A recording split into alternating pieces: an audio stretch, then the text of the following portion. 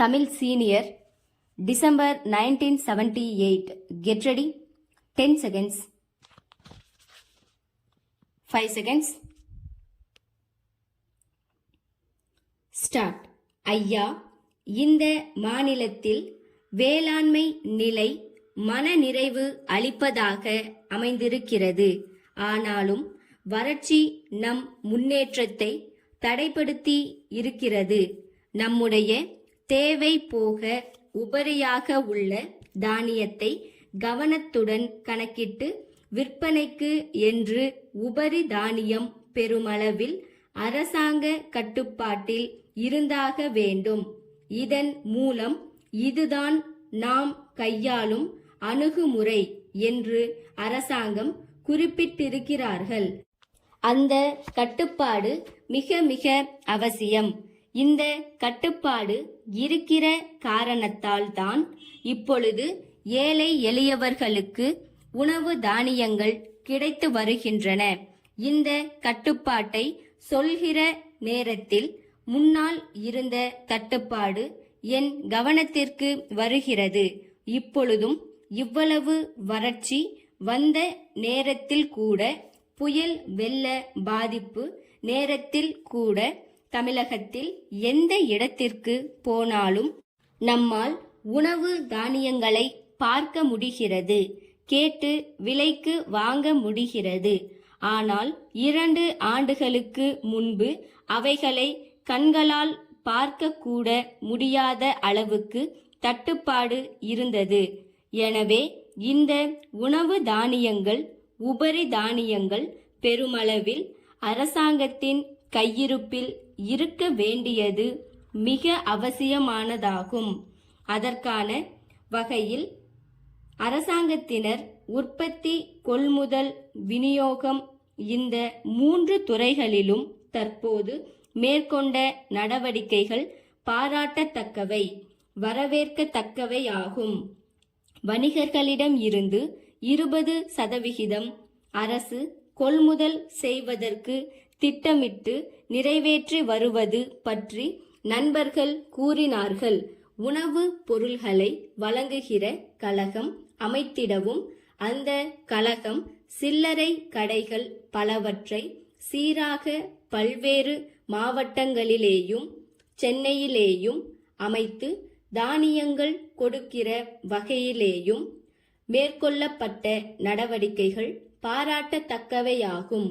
மாநில அரசு முயற்சியால் மட்டுமல்லாமல் மத்திய நிதி வரி விதிப்பு கொள்கை மூலம் தான் விலைவாசியை கட்டுப்படுத்த முடியும். நான் இதை சொல்கிற போது இந்த அரசு இவைகளை அறிவித்த வகையிலேயும் உணவு தானியங்கள் ஏழைகளுக்கு, இல்லாதவர்களுக்கு, பாட்டாளிகளுக்கு கிடைக்காமல் போகக்கூடாது என்கிற வகையிலேயும் எடுத்திருக்கிற முயற்சிகள் பாராட்டத்தக்கவை என்பதை தெரிவித்துக் கொள்கிறேன். இந்த விலைவாசி ஏற்றத்திற்கு வரி விதிப்பு கொள்கை ஒரு முக்கிய காரணமாகும். வேளாண்மை உற்பத்தியை பெருக்குவது அவசியம். நியாயமான நிலையான பொருளாதார வளர்ச்சிக்கு வேளாண்மை உற்பத்தி மிக அவசியம். நிரந்தரமான வேளாண்மை உற்பத்திக்கு உரம் அவசியமானதாகும். இந்த உர உற்பத்தி தொழில்களை உள்நாட்டிலே துவக்க வேண்டியதற்கும் வெளிநாட்டில் இருந்து உரத்தை இறக்குமதி செய்வதற்கும் நீண்ட கால திட்டம் வேண்டும். அதனுடைய அவசியத்தை மத்திய அரசு உணர்ந்து மிக அவசியமான இந்த காரியத்தை செயல்படுத்த வேண்டும் என்று இந்த நேரத்தில் நான் தெரிவித்துக் கொள்வேன். அடுத்து காலத்திற்கு ஏற்றவாறு நம்முடைய பாசன வசதிகளை சீராக்கிட வேண்டும்.